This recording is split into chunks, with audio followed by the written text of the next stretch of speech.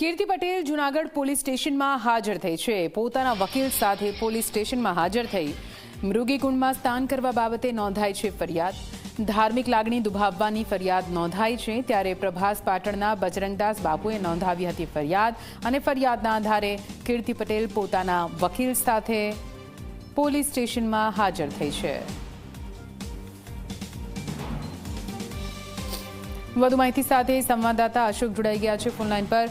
અશોક, કીર્તિ પટેલ પોતાના વકીલ સાથે પોલીસ સ્ટેશનમાં હાજર થયા, કયા પ્રકારની કાર્યવાહી ત્યાં કરવામાં આવી રહી છે? અશોક જી નીતિ ચોક્કસથી જણાવ્યું હતું કીર્તિ પટેલ છે તે ભવનાથ પોલીસ સ્ટેશનમાં તેમના વકીલો સાથે હાજર થઈ હતી।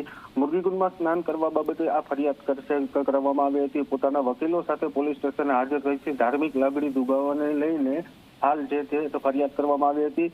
પ્રભાસ પાટણના બજરંગદાસ બાપુએ આ ફરિયાદ નોંધાવી હતી અને કીર્તિ પટેલ છે તે પોતાના વકીલો સાથે અત્યારે પોલીસ સ્ટેશનમાં હાજર થઈ છે। જી બિલકુલ અશોક, પૂરી માહિતી માટે આભાર।